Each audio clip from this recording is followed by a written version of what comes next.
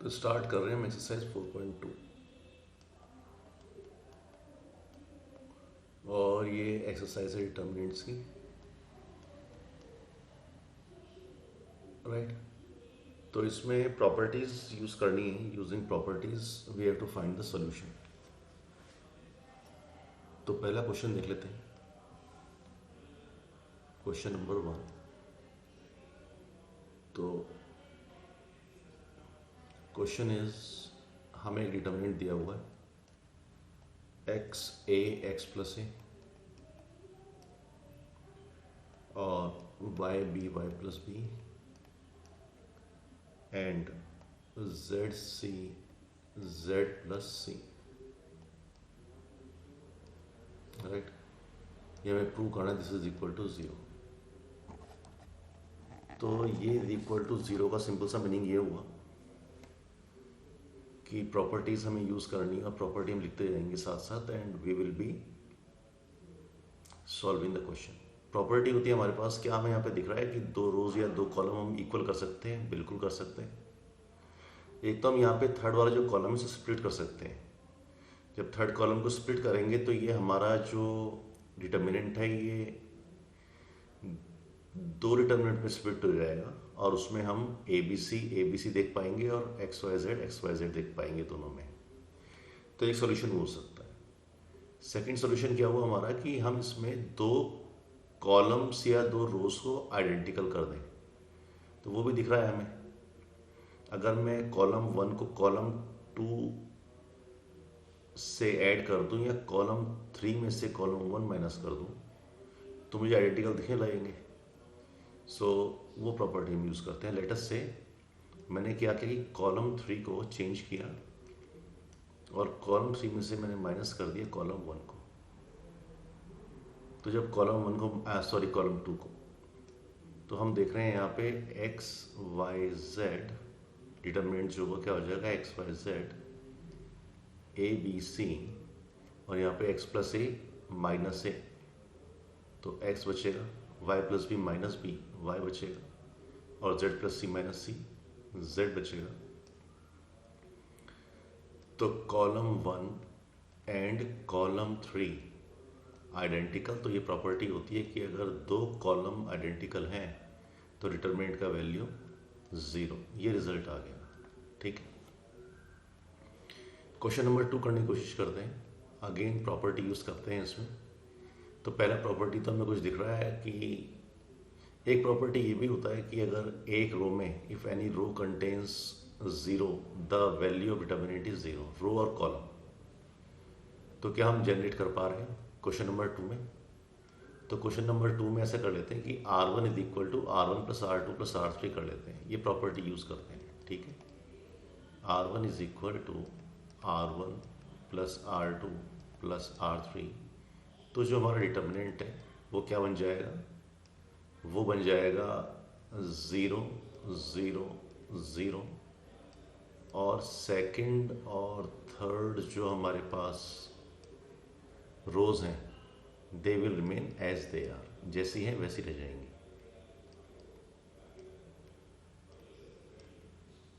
ठीक है, B minus से। तो यही प्रॉपर्टी है as elements in a particular row और कॉलम, एक रो या कॉलम में 0 होते हैं तो as R1 equals we can say Rij equals R1 make it as R1 only, as R1 is equal to 0, therefore determinant is equal to 0, ठीक है। Next question करते हैं, थर्ड वन। थर्ड को देख लेते हैं कि थर्ड में हमें दो चीज़ें दिख रही हैं। एक तो हमारे पास ये डिटर्मिनेंट है, डिटर्मिनेंट को लिखा हुआ है इट इज 2 7 65 और ये हो गया 3 8 75 और यहाँ लिखा है 5 9 86, ठीक है। इज इक्वल टू 0 प्रूव करना है। तो हम यहाँ देख सकते हैं जो हमारा कॉलम थर्ड कॉलम है, थर्ड कॉलम में जो वैल्यू आ रही है वो हमारी कॉलम 1 और कॉलम 2 को ऐड करके आ रही है। कॉलम 1 प्लस कॉलम 2 में कुछ स्केलर को मल्टीप्लाई करके आ रही है। तो अगर हम सेम चीज़ सब्ट्रैक्ट कर दें तो हमारा रिजल्ट 0 आ जाएगा। दैट मीन्स हमारा एक कॉलम एक 0 बन जाएगा। जैसे जो 65 है, 65 आ रहा है, कॉलम 2 में हमें कुछ मल्टीप्लाई करना पड़ेगा, तो कॉलम 2 में मल्टीप्लाई कर रहे हैं 9 और हम कॉलम 1 की वैल्यू को ऐड कर रहे हैं। कॉलम 1 में क्या है 2, तो हमने 2 ऐड कर दिया, तो हम देख रहे हैं यहाँ पे 65 आ गया।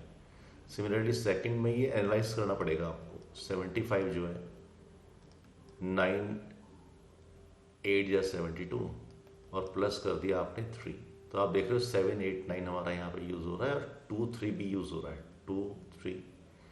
सिमिलरली हम यहाँ पे ये देख पा रहे हैं कि जो 86 आ रहा है दैट इज इक्वल टू 9 9 या 81 प्लस 5। तो हमने देख लिया कि जो थर्ड कॉलम है वो कॉलम 1 और कॉलम 2 को यूज़ करके बना है। तो ये प्रॉपर्टी हम यूज़ करेंगे।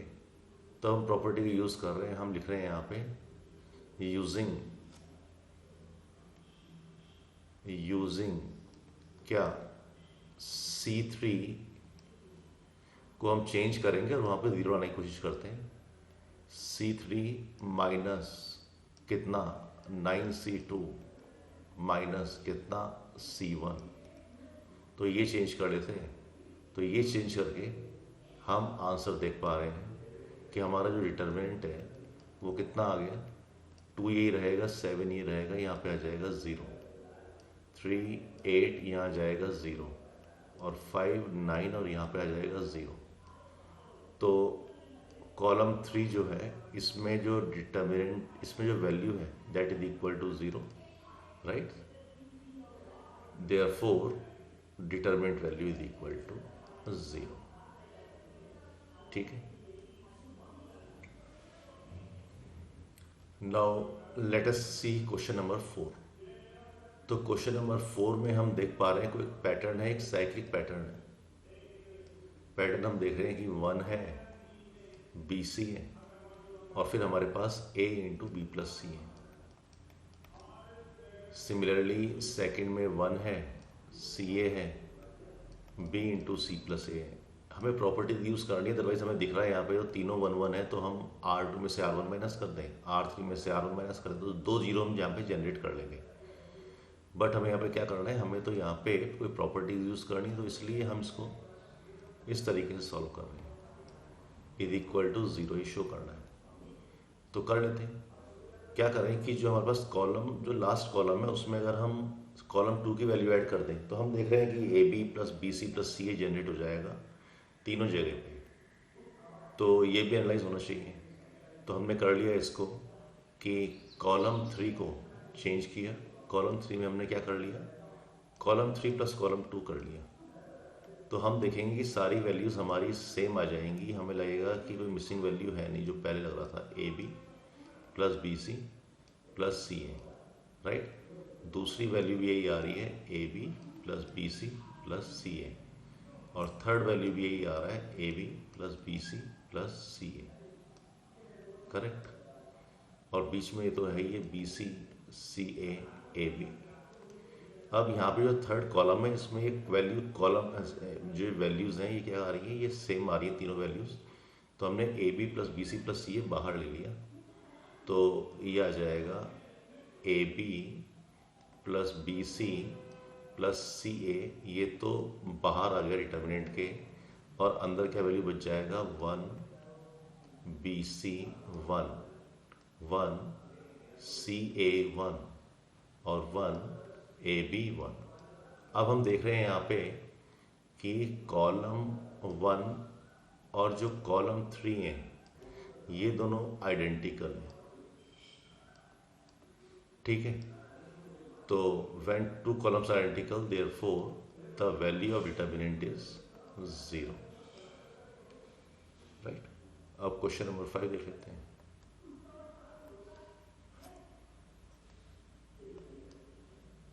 Question number 5। तो क्वेश्चन नंबर 5 में तो बहुत सारे एडिशंस दे रखे हैं, पर हमें दिखना चाहिए कि हमें तो यहाँ पे 2 टर्म्स हैं और हमें एक टर्म यहाँ पे लेके आनी है। एनीवे पहले देखें हम रो में ऑपरेट करें, कॉलम में ऑपरेट करें, कुछ टर्म्स आ जाएं। तो पहले तो सिंपल सा एक चीज़ दिख रहा है कि अगर हम तीनों रोज को ऐड करते हैं R1 plus R2 plus R3 तो A plus B plus C जैसी कोई चीज़ बन जाएगी। दैट मीन्स कहीं से ये twice A plus B plus C जैसी चीज़ बन रही है। तो 2 को तो हम बाहर ले लेंगे डिटर्मिनेंट के, अंदर बचेगा A plus B plus C। इसमें से अगर मैं A प्लस B माइनस करूँगा तो मेरे पास C बच जाएगा, और अगर मैं A प्लस C माइनस करूँगा तो B बच जाएगा। दैट मीन्स सिंगल एलिमेंट बच जाएंगे। तो ऐसे करने की कोशिश करते हैं। तो हमने किया कि R1 को पहले रिप्लेस कर दिया किससे, R1 plus R2 plus R3 से। जब ये रिप्लेसमेंट किया तो हमारे पास जो आ गया डिटर्मिनेंट वो आ गया, determinant is equal to twice A plus B plus C और twice P plus Q plus R और twice X plus Y plus Z। और सेकेंड जो रो है वो तो ऐसे ही रहेगा, C plus A R plus P और Z plus X। Similarly last row भी ऐसे रहने वाला है, A plus B P plus Q और X प्लस Y। अब जो फर्स्ट रो है उसमें से 2 बार कॉमन ले लिया, तो 2 बार कॉमन ले लिया तो हमारे पास तो एलिमेंट बच गया अंदर, A plus B plus C P plus Q plus R और X plus Y plus Z, C plus A R plus P Z plus X और A plus B P plus Q और X plus Y। अब हमें कुछ दिखने लगेगा, R2 में से R1 माइनस कर दें तो माइनस B आ जाएगा, कोई बात नहीं, माइनस बाहर ले लेंगे। और R1 में से R3 माइनस कर दें तो भी हमारे पास क्या होगा कि A और B कैंसिल हो जाएगा, C बचेगा। So let us do it. तो ये तो हमारे पास डिटर्मिनेंट ही आ गया, ठीक है ना। अब इस डिटर्मिनेंट को सॉल्व करते हैं, राइट। तो हम अब कर रहे हैं, इसके बाद यहाँ से हमने छोड़ा है, इसके बाद मैं यहाँ पे से सॉल्व कर रहा हूँ। So R2 is equal to R2 minus R1 comma R3 is equal to R3 minus R1। तो डिटर्मिनेंट क्या बन गया हमारे पास, इसे देख लेते हैं एक बार। ये तो पहले वाला तो अभी ऐसे रखते हैं, A plus B plus C P plus Q plus R और X plus Y plus Z। Second में क्या बन गया, C plus A minus first, तो इसका मतलब माइनस B आ गया। Similarly R plus P minus Q तो माइनस Q आ गया, और Z plus X minus X plus Y plus Z तो माइनस Y आ गया, राइट। और सिमिलरली थर्ड में R3 minus R1, R3 minus R1 तो माइनस C माइनस R और minus Z। R2 और R3 में से -1 बाहर ले लिया, बिकॉज यहाँ पे माइनस है ना, तो माइनस से हमने मल्टीप्लाई किया हुआ है इसको, तो माइनस का साइन बाहर ले लिया। सिमिलरली थर्ड रो से भी we can take minus outside, तो ये हो जाएगा -1 हमने अगर सेकेंड रो से बाहर लिया, और अच्छा 2 पहले से था हमारे पास, तो 2 तो पहले से बाहर है, उसमें हमने माइनस सेकेंड रो से बाहर ले लिया, और अगर हमने माइनस थर्ड रो से बाहर ले लिया तो ये दोनों पॉजिटिव हो जाएंगे, राइट। तो हमारा जो डिटर्मिनेंट है, अब डिटर्मिनेंट क्या बन जाएगा, डिटर्मिनेंट का वैल्यू हो जाएगा ट्वाइस -1 इंटू -1 तो 1 हो गया, तो ये हो गया A plus B plus C P plus Q plus R और X plus Y plus Z और B C Q R and Y और जेड।